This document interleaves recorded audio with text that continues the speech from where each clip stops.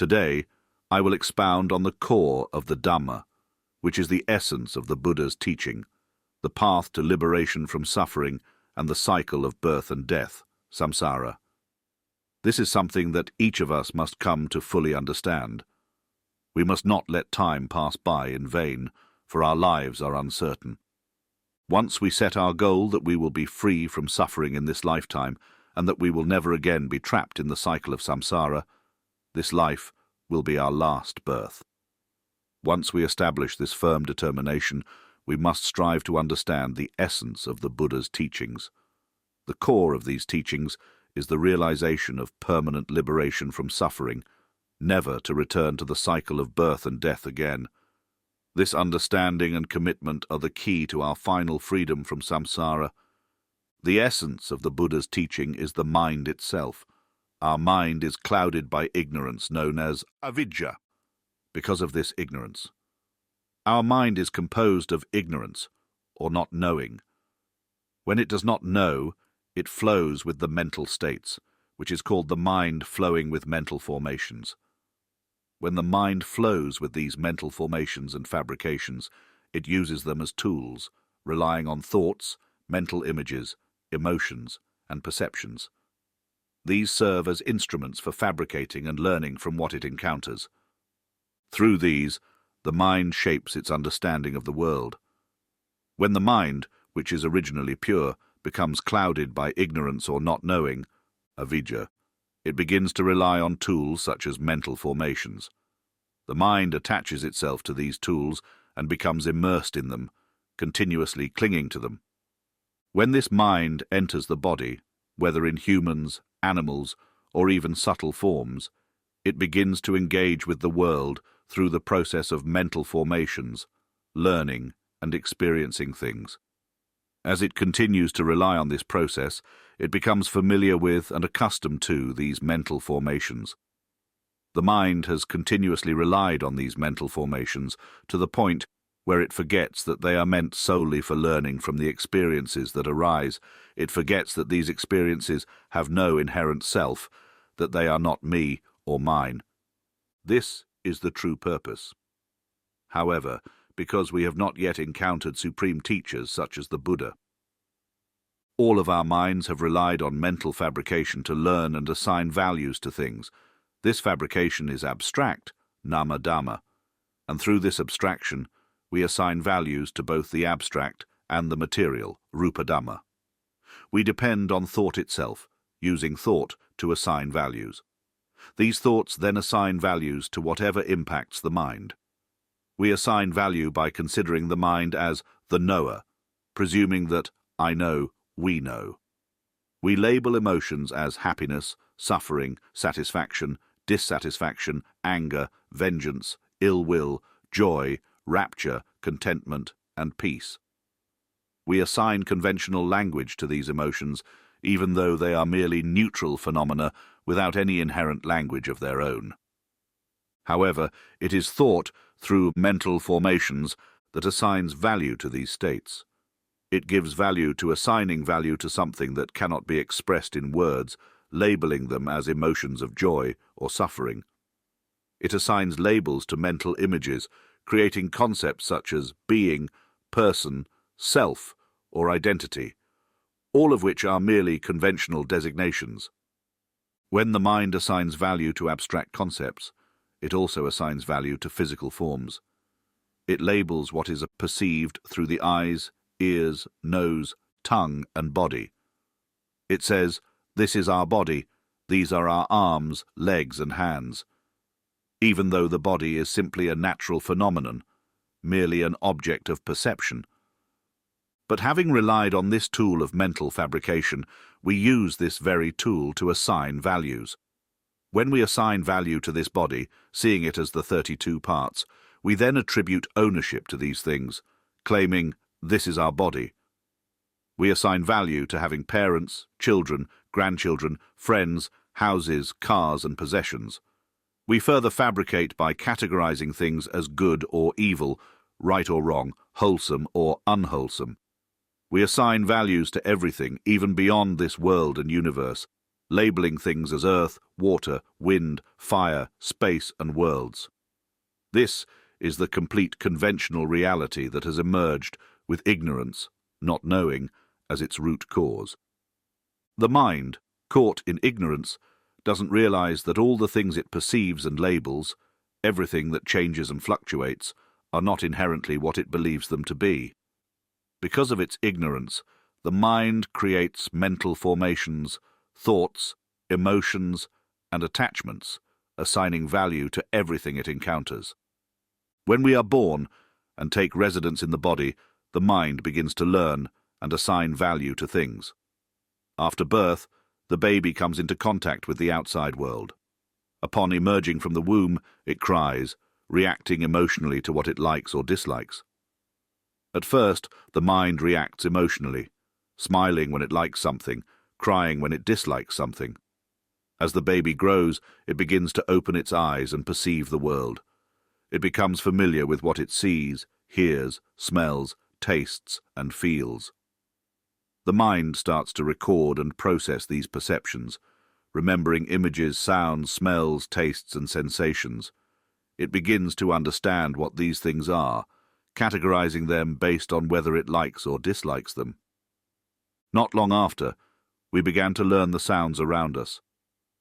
Parents started teaching us to speak by repeating the same words over and over, mum's child, dad's child, and showing expressions to make us recognize that we are their child. We then began to remember that this expression is called child. The word child represents this expression, mother represents this image, father represents this image, and love represents this feeling. We started to learn and assign value to things we encountered. When a sound reached us, we learned to assign meaning to that sound, understanding what it signified, and began recording, processing, remembering, and clinging to it. Once we could speak, we were taught to identify and hold on to meanings. This is our arm, this is our leg. We believed and started assigning value and clinging to the meaning that these are our arms, our legs, and our body. This is our father, this is our mother, this is our home. This is dirty, this is clean, this is good, this is not good. At first, we did not know what good or bad meant and asked our parents, what is good? What is bad? What is sin? What is merit? What is wholesome? Because we did not understand the language or what it represented, our parents began teaching us to fabricate these meanings permanently and to cling to them, labeling them with conventional terms. This is called merit. This is called sin. The mind continues to accumulate these labels and values. It learns that this is a house, this is a cat, this is an animal, and so on. The child starts to wonder why something is called a cat and why it's also called an animal. It begins to question and understand the difference between labels and the objects they represent. The mind continues to use thoughts, emotions, and mental formations to assign value to everything. This is the continuous process of assigning value, relying on tools continuously. Initially, our mind was pure by nature, but due to ignorance, not knowing, the mind created a tool called mental formations, thoughts, and emotions. This is the initial stage of sending the mind outward. When the mind sends its current to sustain and use mental formations as tools for learning, this is already sending the mind outward. At this point, the mental formations assign value to themselves, perceiving the mind as the knower, believing, I am the knower, I am aware. It continues to assign value, recognizing emotions as having certain names and qualities, happiness or suffering in specific ways. Mental images are what we envision, giving value as personal identity, with names and labels arising as mere conventions. Thought assigns value to itself, attributing significance to physical forms and everything in the world. It assigns the idea of beings, individuals, identities, us and them, to the four elements, earth, water, wind, and fire, continuously assigning value to everything. When we comprehensively assign value to all things, it is called the mental phenomena, assigning value to the physical phenomena completely. This is the complete outward projection of the mind. Initially, the mind depends on mental formations, which then continue to assign value. This is the second step, where the mental formations assign further value, recognizing this is my body. In step 3, once there is an identification with the body as mine, we must create things for it to rely on, building a house for the body to dwell in, finding food for it, clothing it, and seeking medicine to sustain it, seeking the necessary resources for the body. This is the characteristic of relying on external factors entirely. This is the outward projection of the mind, the birth of the mind, and the cycle of suffering, samsara. When the mind is composed of avidya, ignorance, which is the root cause, it is simply because it does not know. It only seeks to learn, but it never truly learns the nature of things, that all of what it perceives is anatta, non-self, without any inherent existence. These perceptions arise because the mental formations, thoughts, emotions, or mental phenomena, assign value to them.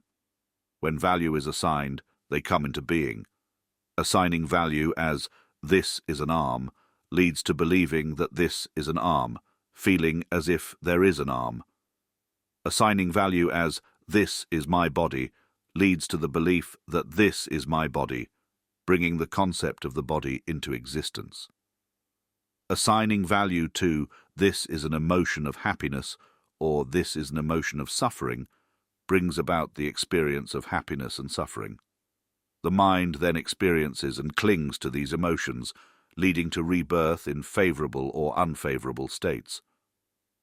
After this body disintegrates, the consciousness continues to experience these emotions in more subtle realms.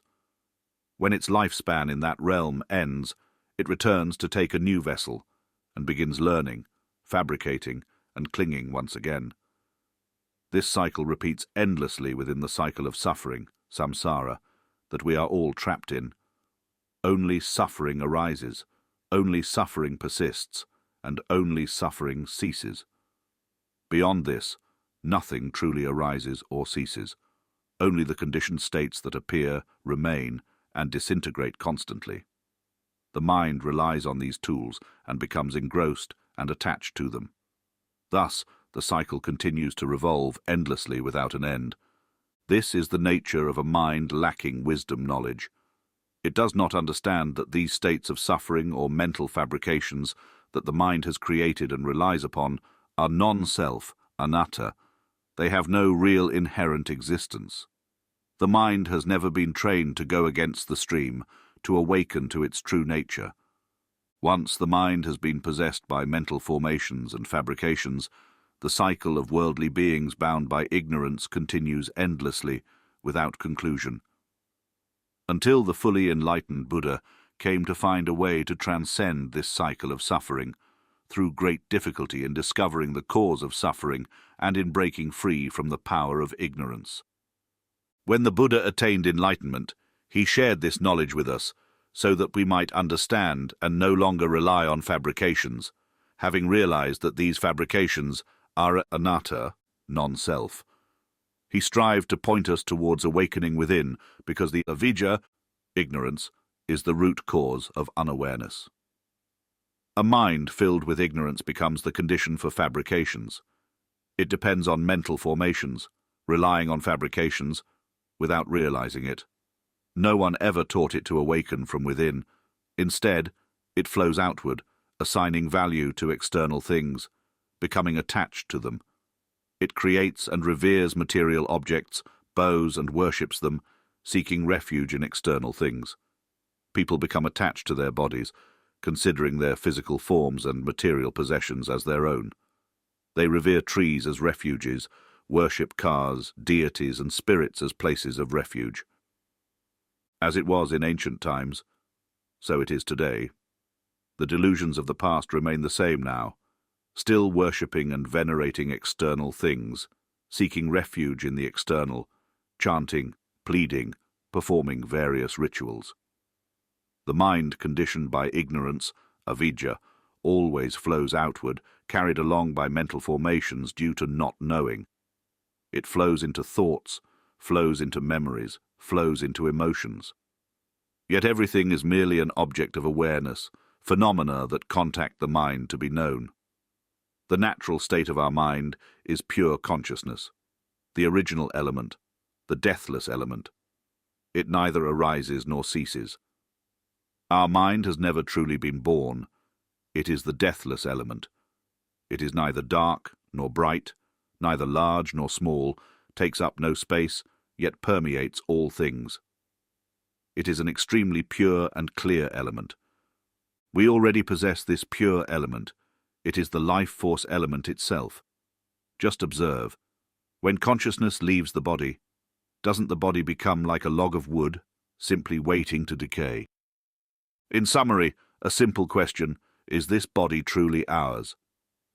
Let's allow ourselves to go against the stream, to trace back to our origin, so that we may no longer cling to anything. Wouldn't that be better? The Buddha taught that the 5 aggregates, khandhas, are non-self, anatta. They have no inherent self. They are not us, nor do they belong to us. The 5 aggregates are simply natural phenomena. When we understand that the 5 aggregates are not us and do not belong to us, shouldn't we humbly follow and develop understanding according to this teaching? The Buddha taught that feelings, whether pleasant, unpleasant, or neutral, do not have any inherent self. Do we perceive them as having a self? Does sickness or pain have a self? Do feelings of happiness, suffering, or neutrality have a self? If they have no inherent self, then why do we cling to them? Why do we carry them, hold on to them, and make them ours? The Buddha taught that the 5 aggregates, khandhas, are anatta, non-self, and all phenomena are also anatta. We simply need to humble ourselves and accept what the Buddha taught to see that there is nothing that truly possesses a self, nothing that is us, ours, or my. When the mind no longer clings to the 5 aggregates and ceases to attach to anything, not even to knowledge or understanding, it transcends the feeling of being a being, an individual, or a self. There is no sense of comprehension or identity left. That is the mind in its pure state. This nature already exists, complete and whole. It is not something created or made to exist. Our mind cannot be made pure by anyone, for it was never impure and never became pure. It is an essence that is inherently pure, beyond conventional reality. Yet we continue to engage in and play with conventions. Form has no self, feeling has no self, perception has no self, and mental formations have no self. Yet today we are still caught up in these perceptions and mental formations. We argue and fight because of our perceptions, even though they have no inherent self. Mental formations, like thoughts and feelings, are not truly us, but we still cling to them. For example, when we're at home, we start to think, "What am I going to do about my debts? I'm so stressed." The thought arises, "What should I do? How can I pay off my debts?" And immediately we feel anxiety, stress, suffering. What happens next? We continue to think, to stress, and we get caught in a cycle of worry, unable to find a way out. This is the cycle of mental formations, the cycle of suffering that never ends, and we don't know how to escape it. We often try to release stress by seeking external outlets, praying, bowing, pleading, making offerings, consulting fortune-tellers, or checking auspicious times. Is that true refuge? We remain outside ourselves, engaging with things that are all external. Can we recognize this simple truth? Everything in this world is external. And this consciousness, this knower within us, the mind itself is the element of knowing, a pure natural state. Every time there is contact, it transforms into an awareness, a natural state of knowing by itself. But mental formations interfere, fabricating and claiming the mind as me, as the one who perceives. This leads to the belief that I am the one hearing this sound right now. In reality, the sound that contacts the mind is not inherently sound, but merely something that comes into contact with the mind. The mind is aware of this contact now. So, where is the self in this? A simple question. No need to use the brain. No need to think. Let the mind answer. Dhamma is not about thinking. Some people think, right now I'm hearing with my ears, I'm the one hearing right now. This is just a thought. Do you realize? You don't know and will never know through thinking. If you truly understood, you would feel completely unburdened. When we see that all of this is just a world of mental fabrications, Dhamma is manifesting right here, right now, in this very moment, in the present. Some people say, enlightenment is impossible now. It was only possible during the Buddha's time. These days, enlightenment is no longer possible. But Dhamma is timeless, akaliko. It is not bound by time. Worldly people often make excuses, saying they cannot understand the truth because they have not truly grasped its essence. When wisdom fails, they lose interest in the Dhamma. Such people go on to teach others, claiming that the realization of truth or enlightenment is unattainable, or saying that it must look a certain way, involve certain signs, or be reached in a specific manner. They act as if they know all about enlightenment, yet have never experienced that state where all doubts vanish entirely. Do you know what it means when we say tears fall and all doubt disappears? It means one has seen clear insight, seeing that there is no self, no individual entity at all. There is no self or ego. This understanding fills the heart completely. It's as if there's nobody speaking, and what is present is beyond mere sound. It's a clarity that reveals itself so plainly, with no trace of me or mine. Nothing belongs to anyone. Everything is simply pure, and with this purity, there is only pure awareness, and it brings ultimate peace. Those who have understood the truth can speak from the heart, without a single doubt, driven by a desire to share the pure truth that is already within us all. This truth is our own mind, which is inherently pure. All we need to do is not cling to anything, not even to this knowledge and understanding itself. Don't attach to the voice speaking or thinking in your mind. Don't cling to emotions or mental images. These things have no self-nature. Don't even attach to the act of awareness itself. When sound contacts your senses, don't grasp at the idea, I am hearing. When experiencing smells, physical sensations, or sights, don't cling to the notion that there is a self doing the experiencing. Simply know that this is nature performing its functions. Body, feeling, perception, mental formations, and consciousness are all just carrying out their natural roles. There is nothing that is truly me or mine. When we truly let go of all attachments, not by trying to force ourselves to let go, but by seeing and knowing from within, this is called mindfulness, satipatthana. The reason we hold on to things is due to ignorance, an inner lack of knowing. When we lack true understanding, we rely on mental fabrications, on thoughts and conceptualizations, from the moment we wake until we sleep, constantly thinking without awareness. Do you realize that the one who is speaking here isn't truly you? Some people find it hard to accept this simple fact. There's no self speaking, yet words are coming forth as if from somewhere. Who is it, really? There is no need to cling to this notion. Just don't be foolish enough to attach to it. Why not cling? Because one sees there is no self.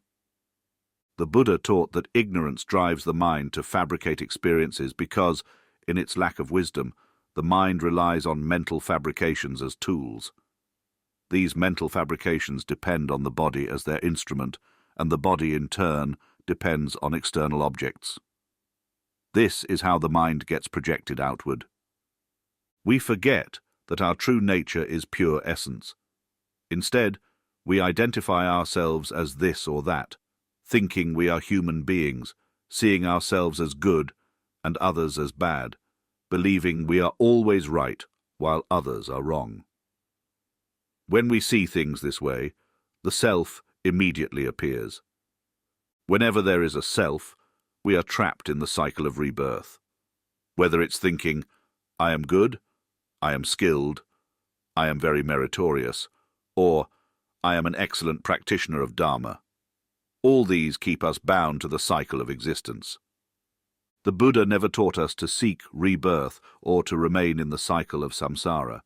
He dedicated himself to teaching us the way out of the cycle of suffering, the endless cycle of mental fabrications. Yet beings prefer to engage in fabrications, showing off knowledge, insisting on what is right or wrong. But what does right or wrong truly mean? Are we aware that we are simply caught in mental fabrications? If we realize we're fabricating, then let go. Don't engage or play with it. Don't play with them, whether they seem right or wrong. Look at your own heart. There's no need to look at others. Just observe your own heart and see how it's constantly creating mental formations. Everything is inherently pure essence, not being anything in particular. This pure essence means it's not anything at all. There's no language that can define it, no meaning to attach to it, and no need to identify it as anything. Some people ask, then does this mean we don't understand anything? Well, aren't we communicating right now? This questioning is the nature of those who haven't yet realized. They think and doubt. Remember this simple guidance. Question your own heart. Focus on yourself first. Achieve your own enlightenment and clear understanding. For those who still have doubts, even momentary ones, observe your own mind. Stay awakened within, as this directly eliminates ignorance. Ignorance, or not knowing, can be overcome by simply knowing. The Buddha taught us to know things as they truly are. Suffering should be known and understood because suffering is a mental formation. It's something fabricated and cannot endure. When ignorance holds our hearts, we rely on suffering and mental formations. When we awaken inwardly and see suffering, see the thoughts and emotions that are fabricated, don't engage with them, cling to them, or control them. Let thoughts and emotions fulfill their function. Our role is simply to know naturally, know as it arises and let it go. Recognize that this natural knowing is happening on its own. See that the nature of all fabrications is that they create themselves. Recognize that nature is doing its own work. Our role is simply to know this truth, that these fabrications of nature are not us. Never cling to these natural fabrications as self. Don't grasp or claim them as mine, because that leads to becoming. When the mind grasps, it arises, it suffers, and it cannot escape suffering, for all that appears is suffering. All fabrications appear, remain briefly, and then dissolve, constantly arising and passing away. Understand that fabrications only appear, persist, and fade on their own. When one reaches the ultimate realization and encounters the truth of anatta, non-self, it becomes clear that it truly isn't anything at all. It does not exist. It is not anything, and it's unrelated to anything. There is only pure, unchanging presence. All natural phenomena exist just as they are. Don't ask what they are, for they are nothing in particular. There is no separation or division. Everything is of the same essence. There is only pure equality. Everyone can reach this ultimate truth in this very life. The key is practicing correctly. Stay awakened within. Don't let the mind wander outward. Don't get swept away by thoughts and emotions. Don't assign value to anything. Don't try to possess or control. Our only duty is to be aware within. Let thoughts, emotions, and mental formations do their work. We simply observe that nature is functioning by itself.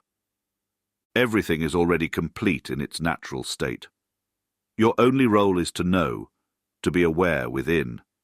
Let thoughts, emotions, and fabrications do their own work. Our role is simply to recognize that this nature is working on its own. The hands move on their own. The legs walk on their own. Hunger arises and passes on its own. Fullness comes on its own. Stomach aches, headaches. All of these occur naturally by themselves. Words are spoken on their own. Thoughts, emotions, and awareness all happen by themselves. Everything operates on its own. Your only role is to quietly observe nature, to be inwardly aware, seeing that it all knows and functions by itself. As we hear a sound right now, it hears itself, and it even understands the language automatically. Our task is simply to know nature. When there is comfort, know that it feels comfortable on its own. When there is suffering, know that it suffers on its own. Nature functions in this way. When there is contact, there are mental formations. It's like throwing a stone into water, ripples naturally form. This is the way of nature. Where there is mind, there are mental formations. When something contacts the mind, it ripples and creates formations. This is the mind's natural activity. If the mind is like water, mental formations are like the ripples on its surface. These ripples have no real existence. They are merely movements of the water. They have no true self-essence. Try to grab a ripple, and you'll only find water. You can never catch the ripple itself. In the same way, mental formations, thoughts, feelings, emotions, have no real existence. There is only the mind, which is a pure and complete essence.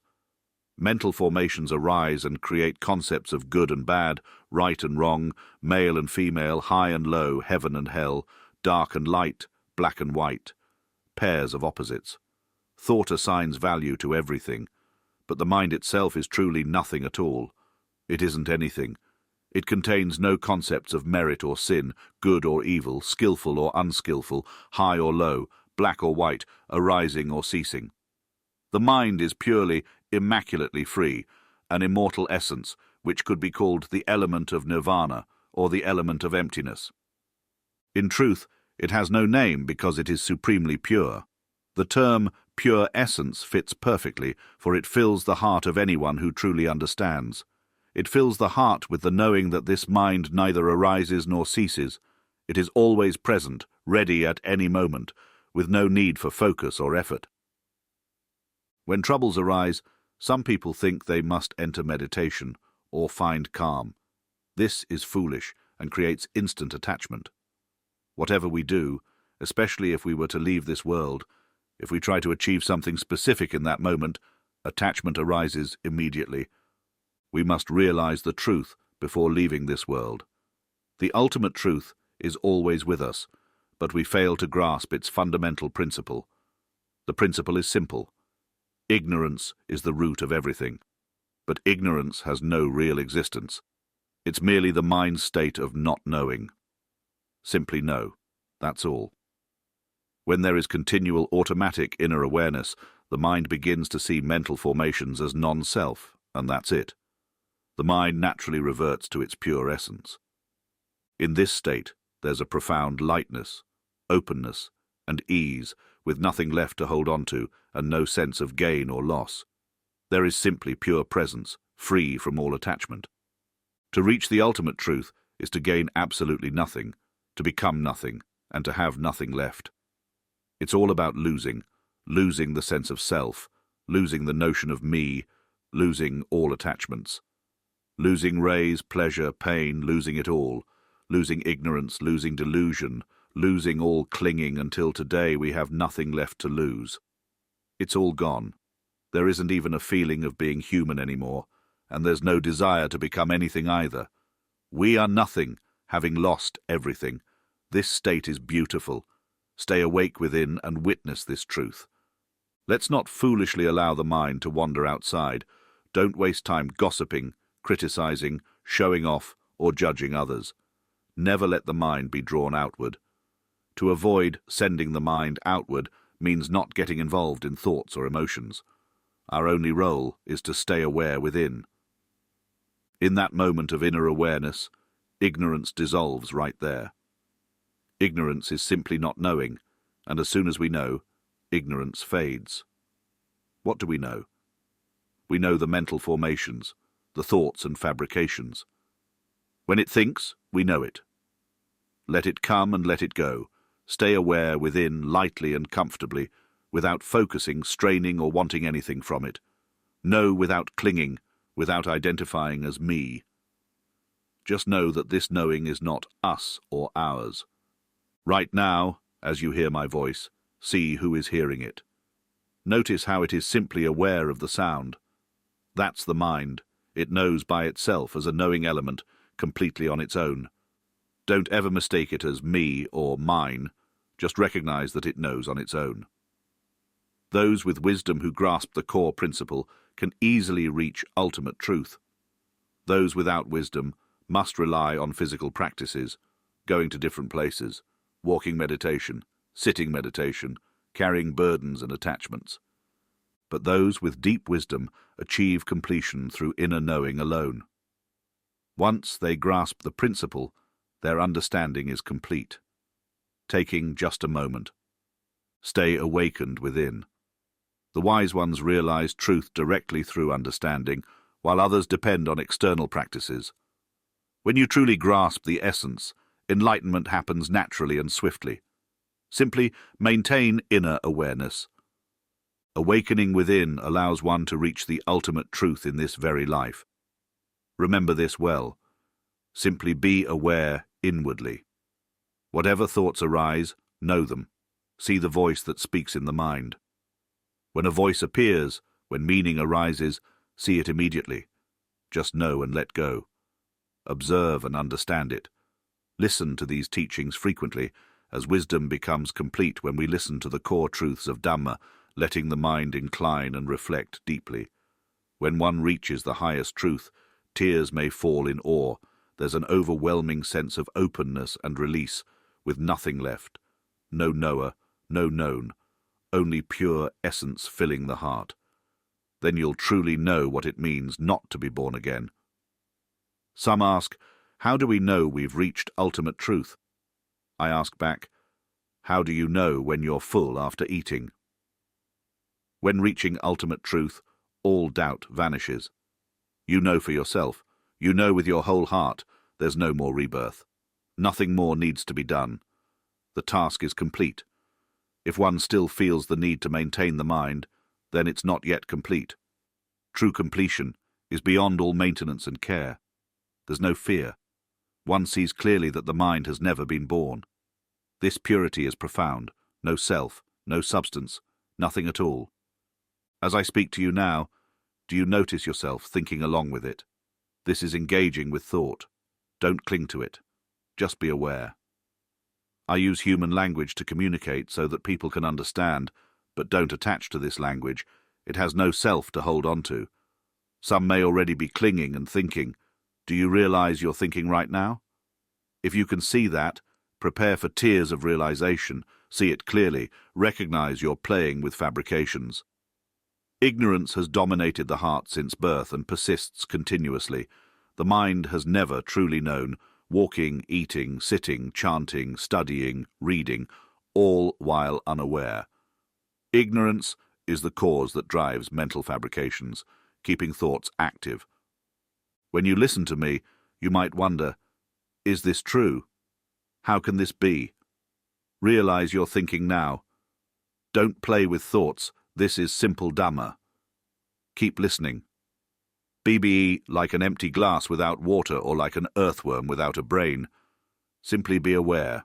The mind merely perceives and feels, knowing within. Never use thought to try to understand this teaching. This is crucial because when you do, ignorance, not knowing, is actively playing with mental fabrications. The realization of ultimate truth is not about memorization or recitation, nor is it about using thought to fabricate an understanding. It must reach deep into the heart. Listen repeatedly until this understanding is embedded in the mind, until the mind awakens. When the mind truly awakens and sees thought, even just once, tears may fall, and there is an immense release. If you can see that thought itself creates every story, you'll understand. Look at a tree. Who says it's a tree? The inner voice speaks. Thought whispers, isn't it? The tree never says it's a tree. Look. If anyone can see that it's not really a tree, that's where thought is absent. There is no language there at all. Observe if someone can see it without calling it a tree, then, in that moment, thought is absent. There is no language, no label at all.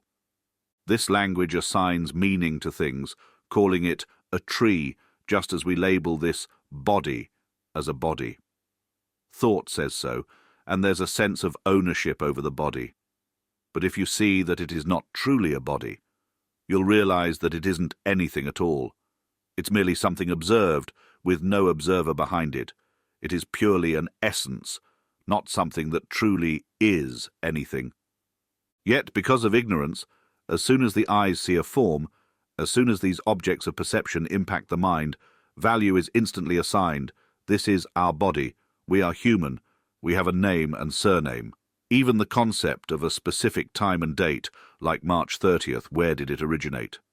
Looking deeply within reveals it arises from mental formations, thoughts and fabrications, constantly creating concepts and labels. The very idea of body, my body, or March 30th itself is just another fabrication of the mind. No one is born wise. We all start from ignorance, not knowing. Just stay awakened within. Observe your thoughts continuously while listening to this teaching. Never play with thoughts. Just keep awakening inwardly, continuously observing your thoughts and listening to this teaching. Avoid engaging with thoughts completely. Some ask, "Teacher, I feel there's still something remaining. There's still a self here." I ask back, "Do you know that you're thinking right now?" Become aware within. Go deep. Keep knowing within. If even a small voice arises, notice that spot. Observe it clearly. That's your answer. Look closely. That's where the mind is playing with thought.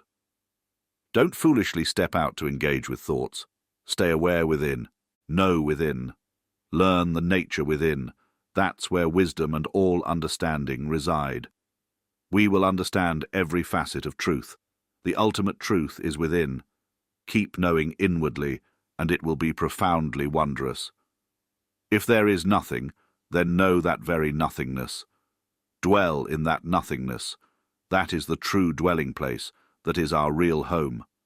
Know everything within as all things, form, feeling, perception, mental formations, and consciousness are constantly doing their work, constantly in contact. Stay with inner knowing, observing how all elements of experience arise and pass. The truth reveals itself through direct inner awareness, not through external seeking.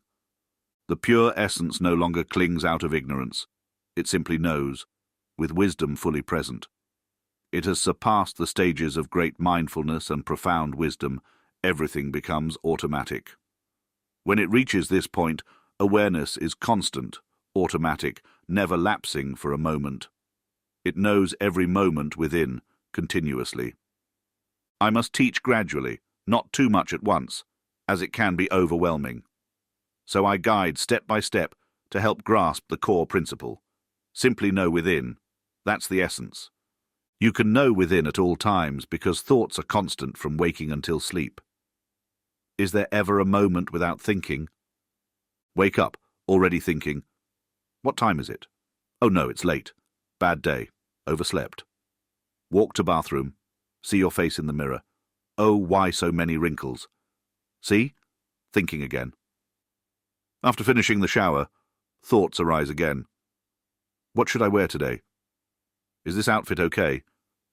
Then maybe, I hope I don't forget anything before I leave. Notice how the mind is constantly active, thinking one thing after another, every step of the way. It thinks every second, every moment. This is why we can practice awareness continuously, because thoughts are always present, providing constant opportunities to observe their nature. This continuous thinking provides us with endless chances to observe. By being aware of these thoughts as they arise, we practice staying present within, seeing the nature of the mind at work. By seeing how thoughts run continuously throughout the day, we can understand their empty nature and maintain awareness of the knowing mind that watches them arise and pass. The truth is constantly being revealed to the mind, showing the nature of anatta, non-self, all the time. Simply know it, and if you truly know, that's the end. There's nothing more. It is timeless, akaliko, beyond time. It reveals the truth right before your eyes, in every moment. This truth has been presenting the Dhamma for the mind to know since the beginning, but we haven't recognized it ourselves.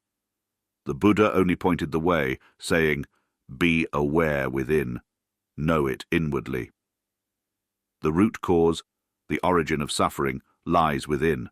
Look within and you'll see it. Seeking refuge externally will not lead to the truth. The true refuge, the cause of suffering, is all within. All things arise from causes, and the fundamental cause is ignorance. So, just know. Be aware of the thoughts arising. Simply know them. Is there a true self in thought? The words I'm speaking now, do they have a self? Can this voice truly be grasped? As you're thinking right now, do you recognize it? If you're aware that you're thinking in this moment, that's the present. Every time we're aware, that's the present. There's no need to seek Dhamma here or there. Is the present found in specific places? Do you need to go to a temple to find it? Does the present exist in walking slowly or sitting still? Is it tied to the body? Awakening and freedom from suffering is about this very moment, right here, right now. It's showing non-self, anatta, right here, right now. Some seek teachers, seek ultimate truth, seek liberation from external sources, but have you ever searched for your own mind? Have you found it yet? The mind that is the pure essence. Is it outside? Is it with this or that teacher? Don't cling to the teacher or to me in any way. Don't even cling to this voice. Listen to understand. Enlightenment, liberation from suffering, and reaching the highest truth all rest within the mind.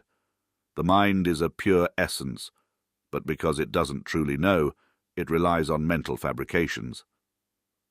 The Buddha taught that suffering should be fully understood because mental fabrications are inherently dukkha, the truth of suffering.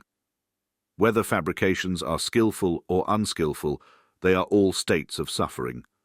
They are unstable, subject to change, and cannot endure. Every peaceful or concentrated state is a fabrication that cannot be sustained. Do you see this? Do you understand? But why not observe the nature that is always present? Everything is contained within this awareness. Morality, sila, is here within. If we are aware within, that's true morality because it doesn't project outward or flow with mental fabrications. Mindfulness, sati, is simply this internal awareness. Seeing thoughts as they are, that is mindfulness, and it's constant. When there is inner awareness, it naturally becomes stable concentration, samadhi, and the mind is awakened and present. So, what are you still seeking? The Buddha didn't discover something new, he simply awakened to a natural truth that has always existed. In the past, I too practiced by focusing on the body, but when I finally saw the truth, I thought, how foolish I've been. Who else could be as blind as I was? Tears flowed as I bowed to the Buddha, only then truly understanding. But once that understanding arose, it no longer mattered that I understood. There was no sense of self-achievement, only the recognition that there is nothing left, only loss. I lost the sense of me and mine. Everything dissolved, leaving only the core truth of the teachings to pass on. This language I use is just conventional, a tool for understanding. Know that it's merely a construct. Thoughts and emotions, our role is simply to observe them, let them work on their own. See it. Let it do its work. It's not us, and it has no self. Just observe directly and let things function naturally. When we recognize there is no self in any of it, no entity to grasp, that's true seeing.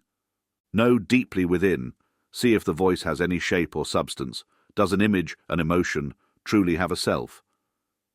When we look inward, we find only pure essence, nothing else. It is purely empty, the essence of emptiness. We'll discover the mind's inherent purity that's already there. There's no need to seek it elsewhere. No need to create it or cultivate anything special. Simply knowing within, awakening within, reveals everything. We reach the ultimate truth in this very life, because the mind doesn't cling to fabrications.